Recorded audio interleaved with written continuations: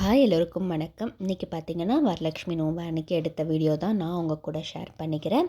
அன்றைக்கி என்ன பண்ணோன்றது தான் இந்த வீடியோவில் இருக்க போகுது. காலையிலேருந்து ஈவினிங் வரைக்கும் நான் விரதன்றதுனால ஈவினிங்காக தான் சமையல் பண்ணேன். ஃபஸ்ட்டு பூஜை வேலையெல்லாம் முடிச்சுட்டு சாமியெல்லாம் அலங்காரம் பண்ணி வச்சுட்டு ஒரு 3 o'clock போல் சமையல் வேலையை ஸ்டார்ட் பண்ணிட்டேன். என்னென்ன சமைச்சேன்னு பார்த்திங்கன்னா பூசணிக்காய் சாம்பார், உருளைக்கிழங்கு வறுவல், வடை, பாயசம், சாதம், அப்புறம் கொஞ்சமாக பருப்பு. இதுதான் செஞ்சுருந்தேன். நிறைய பேர் டிஃப்ரெண்ட்டாக செய்வாங்க. லெமன் சாதம், புளி சாதம், தயிர் சாதம், தேங்காய் அந்த மாதிரி கலந்த சாதமும் செய்வாங்க. ஆனால் நாங்கள் இப்படி தான் செஞ்சு பழக்கம். அவங்கவுங்களுக்கு என்னென்ன முடியுதோ அது செஞ்சால் போதும். நீங்களுமே எதனா ஒரு ஃபங்க்ஷனோ ஃபெஸ்டிவலோ இல்லை சாமி கும்பிட்றோன்னா நமக்கு என்ன முடியுதோ அதை செஞ்சு வச்சு கும்பிட்டாலே போதும். கண்டிப்பாக கடவுள் இது வேணும் அது வேணும்னு எதிர்பார்க்க மாட்டார். அதனால் நமக்கு முடிஞ்சதை செஞ்சு நம்ம கும்பிடலாம். ஃபஸ்ட்டு பாயசம் செஞ்சிடலான்னு சொல்லிட்டு ஒரு 3 பேக்கெட் அளவுக்கு பால் எடுத்து ஊற்றிட்டு அதில் ஒரு பேக்கெட் சேமியா சேர்த்துக்கிறேன். இந்த ரேஷியோவில் செஞ்சோன்னா பாயசம் கெட்டியாகாமல் 6 நாளுமே கெட்டியாகாமல் நல்லா லிக்விடாக இருக்கும். டேஸ்ட்டும் பார்த்திங்கன்னா சூப்பராக இருக்கும். இதில் ஒரு 1/2 கிலோ அளவுக்கு நான் சர்க்கரை சேர்த்துக்கிறேன். இது நான் பேம்பினோ சேமியா தான் எடுத்திருக்கேன். நான் இதை வறுத்தெல்லாம் சேர்க்கல, டைரெக்டாக அப்படியே தான் சேர்த்துக்கிட்டேன்.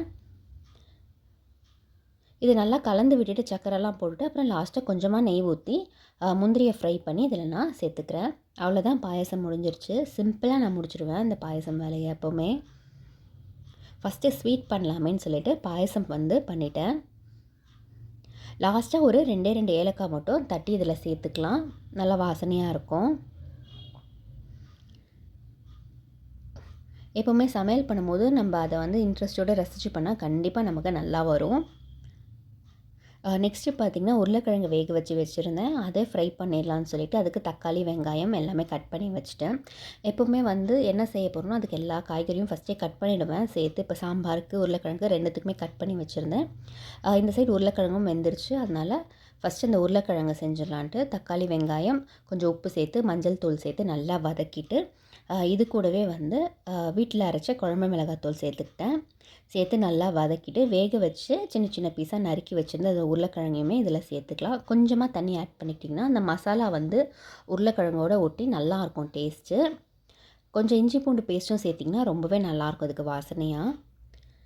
இது ஒரு 5 மினிட்ஸ் நல்லா ஃப்ரை பண்ணிவிட்டு லாஸ்ட்டில் கொத்தமல்லி தழை தூவி இறக்கிட்டிங்கன்னா சூப்பரான உருளைக்கிழங்கு வறுவல் ரெடி ஆகிடும். அடுத்து பார்த்திங்கன்னா இன்றைக்கி பூசணிக்காய் சாம்பார் தான் வச்சுருந்தேன். இதுக்கும் அதே மாதிரி தான் ஒரு கடாய் வச்சுட்டு எண்ணெய் ஊற்றி கடுகு, அப்புறமா வெந்தயம் தாளிச்சிட்டு தக்காளி, வெங்காயம், பூசணிக்காய் எல்லாத்தையுமே போட்டு நல்லா வதக்கிக்கோங்க. வதக்கிட்டு இதிலே கொஞ்சமாக உப்பு, மஞ்சத்தூள், சாம்பார் பொடி போட்டு வதக்கிட்டு தேவையான அளவுக்கு தண்ணி ஊற்றி ஃபஸ்ட்டு வேக வச்சிடலாம். எல்லாருக்குமே சாம்பார் ரெசிபி தெரிஞ்சிருக்கும். இருந்தாலும் நான் இந்த மாதிரி மெத்தடில் செய்வேன். ரொம்பவே டேஸ்டியாக இருக்கும். அதனால தான் நான் உங்கள் கூட ஷேர் பண்ணிக்கிறேன்.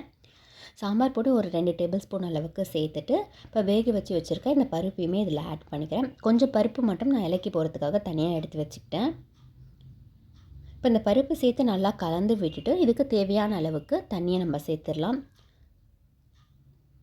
தண்ணியும் சேர்த்துட்டு காய் நல்லா வெந்த பிறகு கொஞ்சமாக இதில் புளித்தண்ணி ஆட் பண்ணிவிட்டு லாஸ்ட்டாக கொத்தமல்லி தழை தூவி இறக்கிட்டோன்னா சூப்பரான சாம்பார் நல்லா ரெடி ஆகிடும். எப்போவுமே சாம்பார் பண்ணும்போது லாஸ்ட்டில் கொத்தமல்லியும் பெருங்காயமும் நிறைய சேர்த்திங்கன்னா சாம்பார் ரொம்ப நல்ல வாசனையாக இருக்கும். இப்போ அவ்வளோதான், சாம்பாரும் ரெடி ஆகிடுச்சு. நம்ம எல்லாமே ரெடி பண்ணி வச்சுக்கிட்டோன்னா ஒரு 1/2 ஹவர்லேருந்து 1 ஹவரில் எப்போவுமே சமையலை முடிச்சிடலாம். இந்த மாதிரி ஃபங்க்ஷன் டைமில், ஃபெஸ்டிவல் டைம்லலாம் நான் அப்படி தான் பண்ணுவேன். முதல்ல எல்லாத்தையும் ரெடி பண்ணி வச்சுப்பேன். அதுக்கப்புறமா டக்கு டக்குன்னு ஒன்று ஒன்றா செய்ய ஆரம்பிச்சிடுவேன்.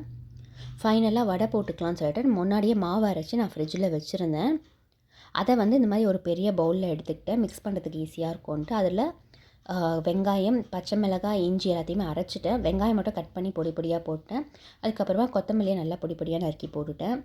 இப்போ தேவையான அளவுக்கு உப்பு போட்டு நல்லா இந்த மாதிரி மிக்ஸ் பண்ணிவிட்டு எண்ணெய் நல்லா காஞ்சதும் அதில் வடை போட்டு எடுத்திங்கன்னா சூப்பராக வரும். எப்போவுமே வடைக்கு நீங்கள் மாவு அரைச்சிட்டு கொஞ்சம் நேரம் ஃப்ரிட்ஜில் வச்சு எடுத்துகிட்டு அதுக்கப்புறம் வடை போட்டிங்கன்னா வடை சூப்பராக இருக்கும். ஈஸியாகவும் உங்களுக்கு போடுறதுக்கு வரும். நல்லா கிறிஸ்பியாக இருக்கும். இந்த மாதிரி கோல்டன் ப்ரௌனாக வரும். இந்த மாதிரி ஒரு வாட்டி ட்ரை பண்ணி பாருங்கள். இப்போ வடையுமே சுட்டு எடுத்தாச்சு. இப்போ நெக்ஸ்ட் பூஜை வேலையை பார்க்கலாம். ஆல்ரெடி எல்லாமே அலங்காரம் பண்ணி வச்சுருந்தேன். விளக்கு மட்டும் தான் ஏற்ற வேண்டியது. 6 மணி ஆனதுமே விளக்கு ஏற்றிட்டு சாமி கும்பிட்டு முடிச்சுட்டு சாமிக்கு வடை, பாயசம்லாம் வச்சு படைச்சிட்டு அதுக்கப்புறமா தான் சாப்பிடுவோம். சாமியும் கும்பிட்டு முடிச்சாச்சு நல்லபடியாக.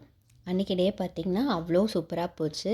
ரொம்பவே மனசுக்கு நிம்மதியாக இருந்தது. நல்லா வந்து சாமி கும்பிட்டோன்ற திருப்தியோட அன்றைக்கி செஞ்ச லஞ்சும் சாப்பிட்டாச்சு. அப்புறமா வந்து ஃப்ரெண்ட்ஸ் 2 பேர் கூப்பிட்ருந்தாங்க. அவங்க வீட்டுக்கும் போயிட்டு வெத்தலை பாக்கெலாம் வாங்கிட்டு வந்துட்டேன்.